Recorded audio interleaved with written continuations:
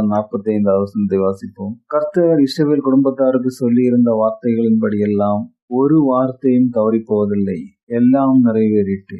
யோசுவா 23:24 உங்கள் தேவனாகிய கர்த்தர் உங்களுக்கு சொன்ன நல் வார்த்தைகளில் எல்லாம் ஒரு வார்த்தையும் தவறி போகவில்லை என்பதை உங்கள் முழு இருதத்தோடும் உங்கள் முழு ஆத்மாவிலும் அறிந்திருக்கிறீர்கள், அவைகளெல்லாம் உங்களுக்கு நிறைவேறி. இந்த 2 வசனங்களை நம்ம திரும்ப பார்க்கும்போது ஆண்டவர் ஒரு காரியத்தை திரும்ப திரும்ப சொல்லியிருக்கிறார். குடும்பத்தாருக்கு சொல்லி இருந்த நல் வார்த்தைகள் எல்லாம் ஒரு வார்த்தையும் தவறி போகவில்லை. அப்ப ஆண்டவர் உங்களை பார்த்து என்று சொல்கிறார், உங்களுக்கு நான் அநேக நல்ல வார்த்தைகளை நான் சொல்லி இருக்கிறேன்.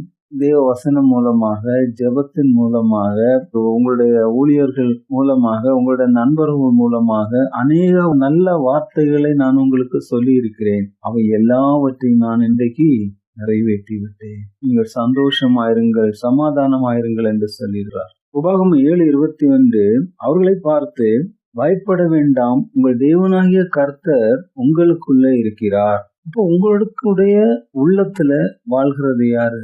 ஆண்டவராகிய இயேசு. அப்போ ஆண்டவராகிய இயேசு கிறிஸ்து உங்களுடைய உள்ளத்துல இருக்கும்போது உங்களுடைய இருதயம் அவருடைய ஆலயமா இருக்கிறது. அப்போ உங்களுடைய இருதயம் தேவனுடைய ஆலயமா இருக்கும்போது அந்த ஆலயத்திலே வாசமாயிருக்கிற கர்த்தர் அவர் நல்லவர், பரிசுத்தர், தேவாதி தேவனும் ராஜாதி ராஜாவும் கர்த்தாதி கர்த்தாவும் கர்த்தத்துவம் நிறைந்தவருமாயிருக்கிற அந்த நேசர் உங்களுடைய நாவில எந்த வார்த்தையை தருவார்? நல்ல வார்த்தைகளை தருவார். உங்கள் சொல் தவறாது. ஏனென்றால் உங்கள் நாவில் வார்த்தை பிறப்பதற்கு முன்பாகவே உங்களுடைய இருதயத்தில் இருக்கிற தேவன் அந்த வார்த்தைகளை உருவாக்குகிறார். ஆகவே நீங்கள் என்ன செய்ய வேண்டாம்? பயப்பட வேண்டாம்.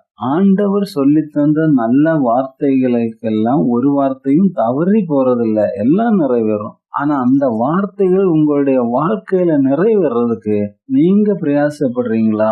நீங்க அவர் சொன்ன வார்த்தையின்படி நடக்கிறீங்களா? அவர் சொன்ன கற்பனைகளை கை கொள்கிறீர்களா என்பதை மாத்திரம் நீங்கள் யோசிச்சு பாருங்க. அப்படி நீங்க உங்களை ஒப்பு கொடுத்து அவருக்கு